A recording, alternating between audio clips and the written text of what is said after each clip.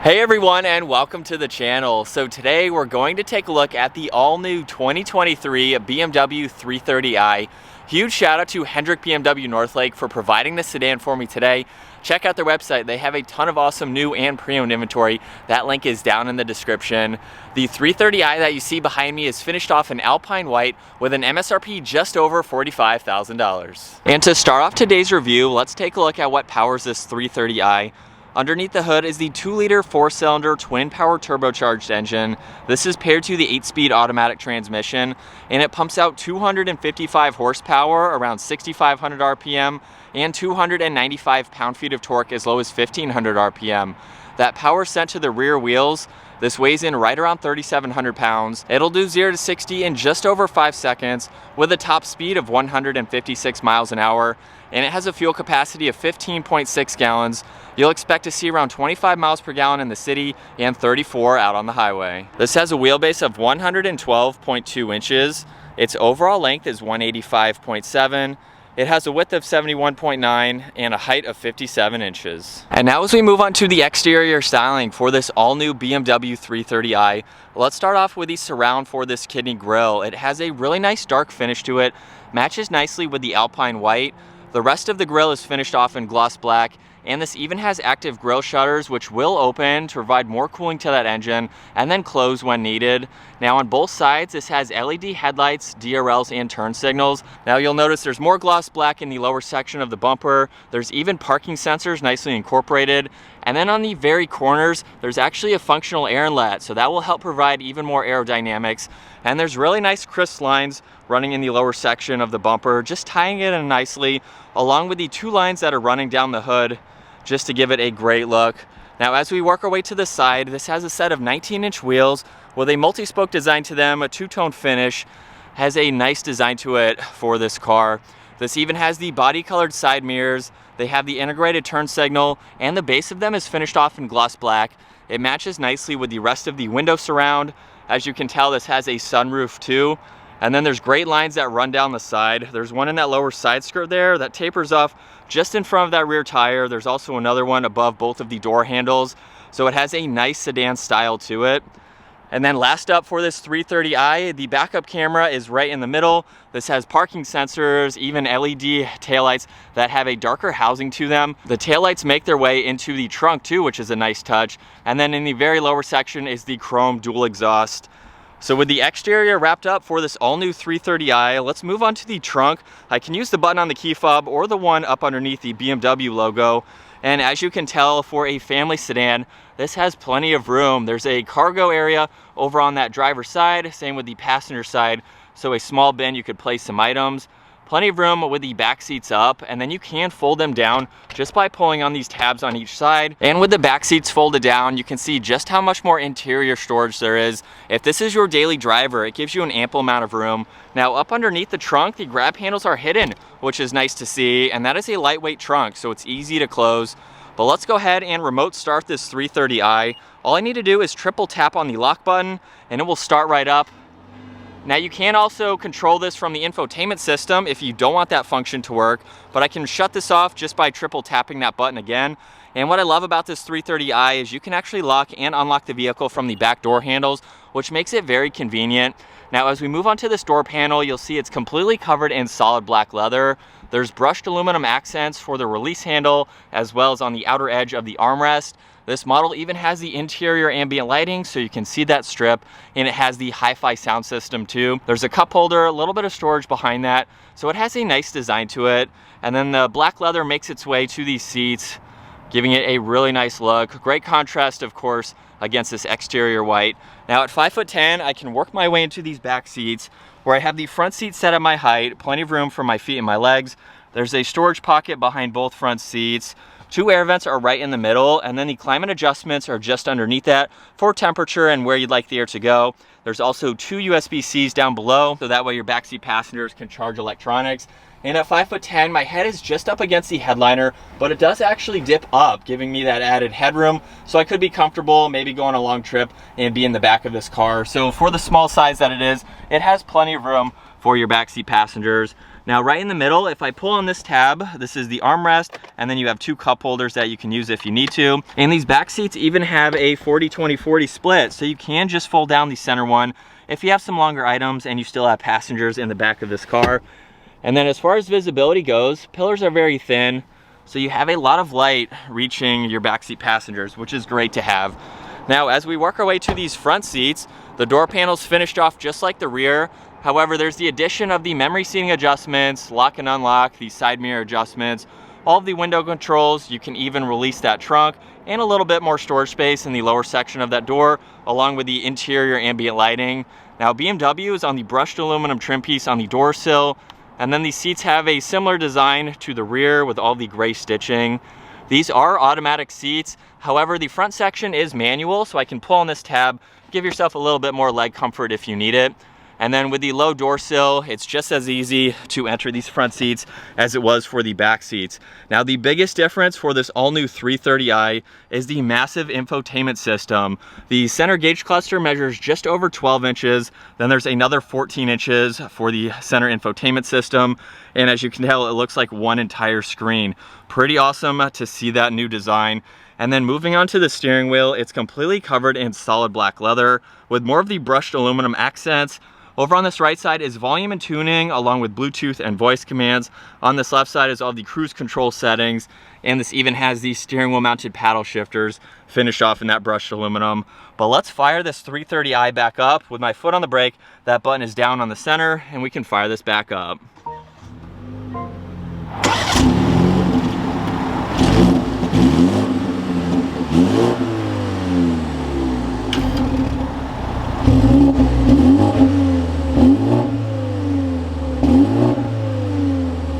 And we'll start off with the gauge cluster, where right now you can see on the left side is the miles per hour, on the right side is the tach, and then there's some fixed information in the lower section like fuel level as well as the engine temperature. Currently it still says warm up, so we will let this warm up, of course. There's the outside temperature and then what gear the vehicle is into. You can go through a lot more information using this button right in the middle, as well as the scrolling dial above it. So currently there is content, or if I scroll down, as you can tell right now, there's a live readout for your gallons per hour along with your total range. You can even look at the compass, pull up the navigation, which will actually pop up in the center screen automatically as well. But it's very nice to have that map front and center. Look at your media and radio when you have that on.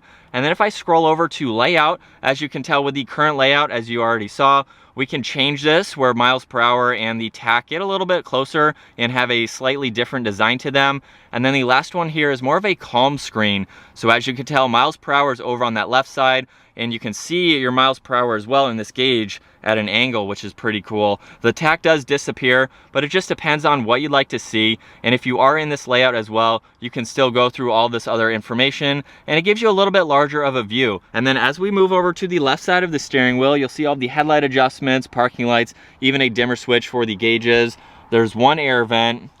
And then as we make our way to the all-new infotainment system, this is a touchscreen system, or you can use all of the controls down below, which I'll show here soon. But currently on the home screen, you can see the navigation along with media and radio. There's phone. I can swipe over. There's personal assistance, traffic conditions, even your fuel here. You can look at some other icons and messages. There's your route preview. You can even add more widgets, just depending on what you'd like to use the most. And then on this left side is all of the fixed information. So navigation is at the bottom. If I click on that will pop up in full screen where you have some pretty good graphics. You can go into your phone when you have that hooked up and paired, as well as go into the music to be able to listen to all of that information. And then the top one here is for different apps. So as you can tell, you can go through Apple CarPlay, Android Auto, look at your live vehicle, go into your interior lighting, your climate adjustments. There are so many different settings that you can go into. There's even vehicle apps over on this left side, and then we can go to the infotainment apps. So basically everything is all together in all apps here, or you can go through that quickly if you need to. Now if we go back here, let's go into a personal assistance where you can go through some tips, your owner's manual. You have different settings that you can go into just to configure this how you'd like to. If we go all the way over to where it says fuel reserve here, you have content, different apps that you can go into, basically what I just showed earlier. And then as you can tell right in the middle, we have shortcuts to the climate menu as well as the temperature for your driver and passenger. If I just push on any of those three down below, it will pop up here where we have the heated seat adjustments along with the fan speed, where you'd like the air to go, and a few other settings over on that left side. So it's pretty quick to be able to get to those. There are no physical buttons for the climate control, so they are all up in that center screen. Now just underneath that, there's a nice wood trim piece going all the way to the passenger air vent, along with more of the brush trim just underneath that.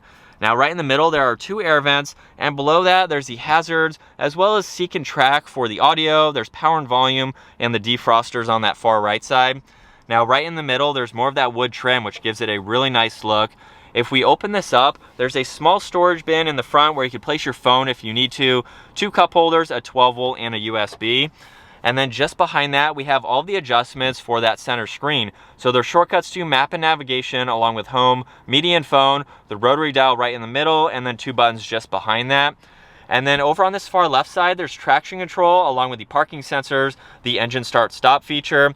And then behind that, we have all the different driving modes. So if I just click on sport, you will see that in the center infotainment system adjust, and we have a few different settings to go into.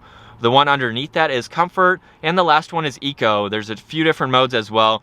The center gauge cluster will also change color just depending on the mode that you're in. Pretty cool to see those graphics. It's pretty standard for the different driving modes. The auto hold is just behind that along with the electronic parking brake. And then right in the middle is the all new design for the gear shifter. So with my foot on the brake, I'll just push this forwards. You'll see green light up for reverse. So this does have the backup camera like I showed earlier, where you have all the graphics as well as the guidelines, even the sensors on the top. You can just pull up these sensors if you'd like to, but of course you have better graphics with that backup camera. Now all the way down is to drive. If I pull on it one more time, you'll see it pop over to S, so you can use those steering wheel mounted paddle shifters. And then park is the button just behind that. I think it's a really nice and sleek design. We don't have a large center shifter, so everything just has a clean look to it. Right in the middle is the leather wrapped armrest. If we open this up, there's a good amount of storage along with an auxiliary, so you can charge electronics there if you need to. And then looking at the glove box now, there's plenty of room for all the information you need to place there. So we'll take one last look at the interior. And like I mentioned earlier, this does have a sunroof. This has the automatic sunshade as well as the adjustments to open and tilt the sunroof. And then up in the middle, there's also a call button, and the dome lights are on both sides. As we get behind the wheel now for the all-new 2023 BMW 330i, I gotta say that I do like this new infotainment system. The first time that I saw this was in the X7. I think that was the first BMW model where they revealed this new center infotainment system along with the new style for the shifter. I think it's pretty cool. The one thing that I will say that's a little bit of a downside to it is that they took away all of the physical buttons for the climate controls. I really like being able to quickly get to those, although I do like that BMW went to the step of leaving them fixed in the lower section of that screen. So it doesn't matter what you're doing in the system or where you are, all of those are fixed. So I do like how they address that and actually kind of having physical buttons. They're right there, but you don't have to go search for them or hunt for them. I am going to put it into a sport mode. I think we'll leave it in sport individual. You can configure this if you'd like to.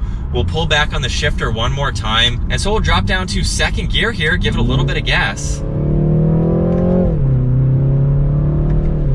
Now it's not the loudest, it's not the fastest either, but that got up for the engine that this has. It's pretty peppy. It doesn't weigh all that much for this car either, so it's going to get up and move.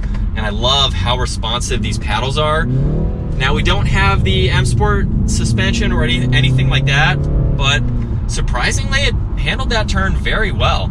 I'm very impressed with how BMW makes their vehicles. Even for a non-sports oriented model like this, it handles very well. So I think this is a great option if you're not looking to spend a ton of money. Maybe there's some features or options that you're never going to use.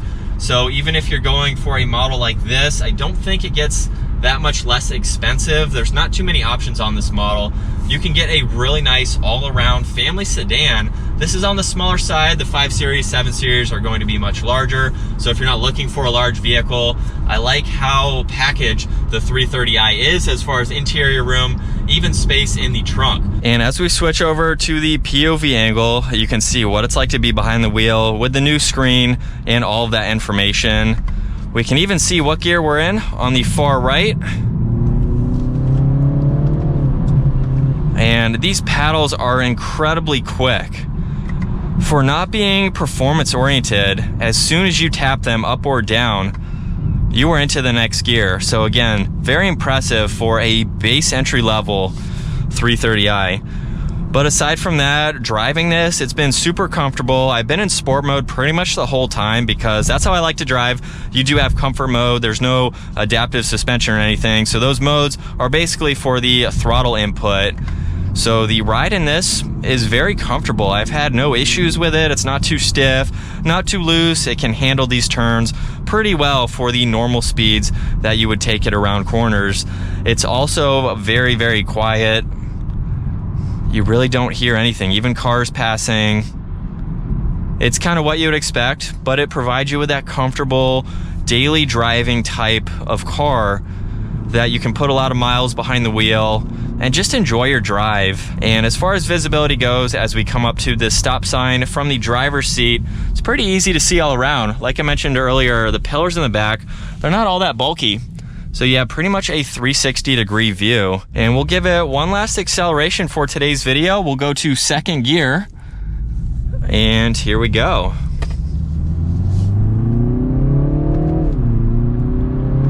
And just like that, we are up to speed.